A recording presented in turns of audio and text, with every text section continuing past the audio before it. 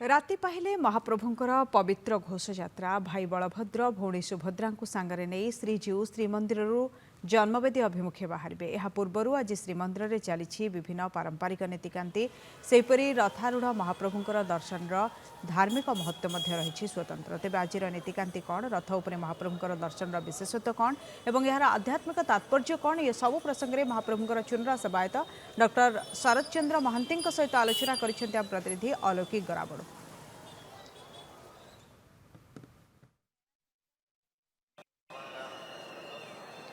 राति पाहिले महाप्रभुंकर विश्व प्रसिद्ध घोषयात्रा भाई भौणी को सांगरे धरी महाप्रभु बाहरिबे गुंडीचा मंदिर तथा जन्मवेदी अभिमुखे। तेणु जितेबाला महाप्रभुंकर जात हेउची जात पूर्व दिन मध्य नीतिकांतिर विशेष महत्व रहुची। तेणु कौन चली श्रीमंदिर नीतिकांति एवं आजिर दिनर नीतिकांतिर कौन रहुची महत्व से सब विषय आलोचना करबा चुनरा सेवायत डॉक्टर शरद महांती आम सहित जोड़ी होइचंती। स्वागत जनइबी नंदीघोष टीवी को। अनेक भक्तंकर आशा आकांक्षा रही है मनरे उन्मादना रही है महाप्रभुंकर काली जितेबाला विश्व प्रसिद्ध घोषयात्रा आज प्राक प्रस्तुति किभली रही है आम जितेबाला घर बाहर जिनिसपत्र नहीं सांगरे बाहरी था से महाप्रभुंकर आज दिन तमाम कार्य कौन रहिबो। देखंतु आमे माने जेतेबेले बाहर को बाहरी थाउ आमे निजर वेशभूषा उपरे विशेष ध्यान देई थाउ। तेणु महाप्रभु काली बनक लगी हेकिरी अपूर्व श्रृंगार हेइथिले जो दत्त महापात्र सेवक माने तांकु कस्तूरी जो कहती हरिताल हिंगुल इत्यादि द्रव्य द्वारा वनौषधि द्रव्य द्वारा बनक लगी करथिले। तेणु काली ठारू आज भितर आज द्वितीय थर पुणी बनक लगी महाप्रभु होइचंती। कला श्रीमुख अत्यंत सुंदर झटकुचंती कौन सी अलंकार लगी ना जो कहती महाप्रभु मथारे जो बृहस्पति महाग्रह बा रत्न चिता से चिता मध्य नाही राहुरेखा मध्य नाही। तेणु महाप्रभु स्वतंत्र भाव में अणसर घर भितर रही तेणु नवजौवन प्राप्ति होकर महाप्रभु चका बैठी उपरे विजय करिसंती।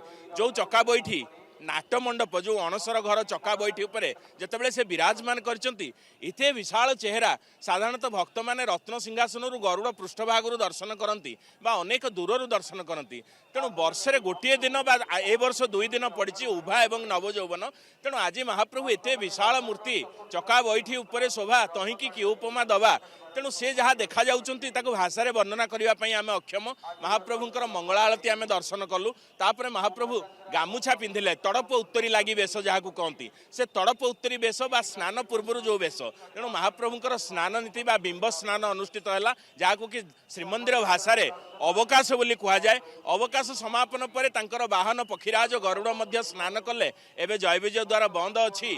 तापरे महाप्रभुंकर द्वारपाल पूजा गोपाल बल्लभ सकाळ धूप क्रमान्वये समस्त नीतिकांति अनुष्ठित है पर 3 रथ को 3 बाड़र पूजा पंडा सामंत माने महाप्रभुंकर सिंह लगी माल बा आज्ञामाल से आज्ञामाल नहीं प्रस्थान करेंगे घंट छता पेकाली पटुआरे जाकि पहुँचे एवं से आज्ञामाल जितेबाला जाकि रथरे लगी हो रथत्रय जीवंत पलटिजे अर्थात से रथत्रय महाप्रभुंकर आज्ञा को अपेक्षा कर रही। आज से रथ टणा होकर सिंहद्वार सम्मुख भागे गुंडीचा मंदिर दिगरे मुख कर 3 रथ आज दंडायमान हे एवं तापरे महाप्रभुंकर अन्यान्य नीति भोग मंडप बा भंड मध्याह्न धूप संध्या आलती एमती बड़दौलर नीतिकांति चलो बोली कहुब जितेबाला कहुच्छी रथेत्वम वामनम दृष्टवा पुनर्जन्म न विद्यते अर्थात रथ उपर महाप्रभु को जी थे दर्शन करदेला पुनर्जन्म पाइबनी भवसागर उद्धार पाइब ये उक्तिर महात्म्य केते यथार्थता केते। देखंतु महाप्रभु जितेबाला चका बैठी रत्न सिंहासन उपर विराजमान करिसंती